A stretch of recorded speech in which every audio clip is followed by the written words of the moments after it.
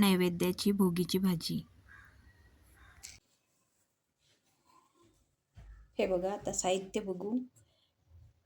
ह्या वालाच्या शेंगा आहेत, सोललेले वाल आहेत हे तुरीचे सोललेले दाणे आहेत, हे चणे आहेत, ओले चणे सोलून घेतलेला आहे हुरडातून, आणि हे गाजर आहे,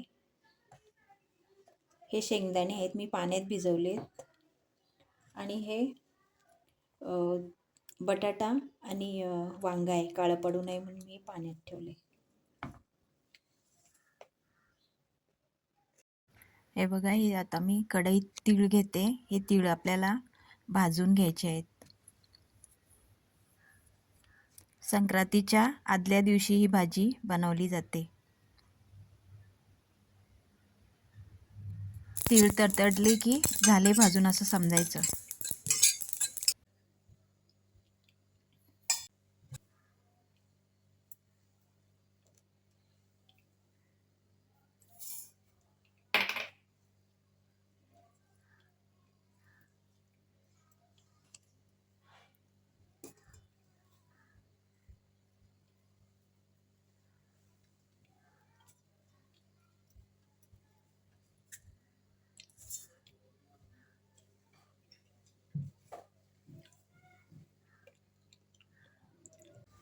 हे वाटण मी पाणी न टाकता सुक्कच वाटले। हे बघा, हे असंच वाटायचं आहे, गरज वाटली अगदीच तरच थोडंसं टाका, नाहीतर हे सुकं वाटणाची जी चव येते ना भाजीला, ती खूप छान असते। बघा, असा खरडा करून घेतला आहे।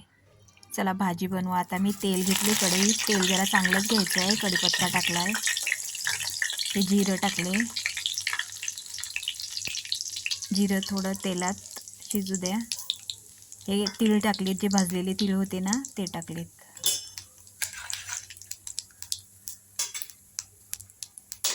संक्रांतीला तिळाचं खूप महत्त्व असते, त्यामुळे या भाजीत तीळ पाहिजेच।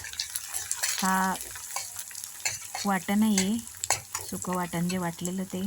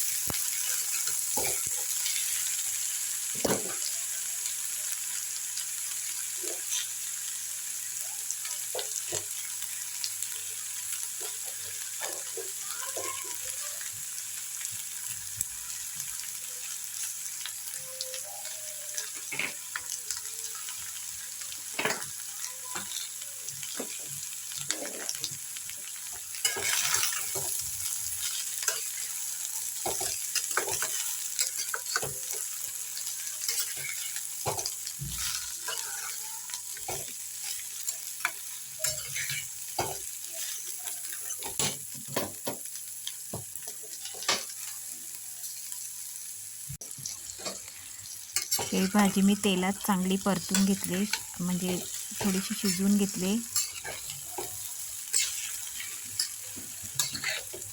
तेलात शिजवली की याची चव खूप छान येते। आता याला थोडा वेळ आपण झाकण देऊ।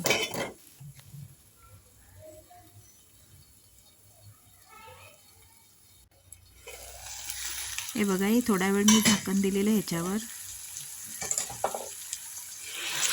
याच्यात आता मी गरम पाणी टाकले, थंड पाणी नाही टाकायचं, कारण थंड पाण्याला आवळतात ह्या शेंगा गोळे. गरम पाणीच टाकायचं आहे.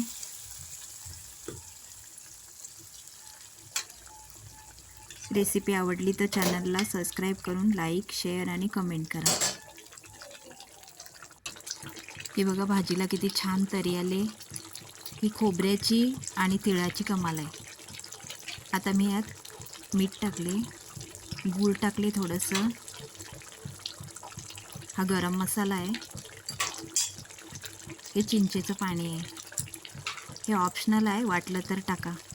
पण छान चव येते याची, आंबटसर चव येते. याच्यात काय आपण टॅमॅटो नाही टाकलं. टॅमॅटो, कांदा आणि लसूण पण नाही याच्यात. कोथिंबीर टाकले. हे सगळं मिक्स करून घ्यायचं आहे. एवढा पाणी नाही ठेवायचा. हा मी आटवणार आहे.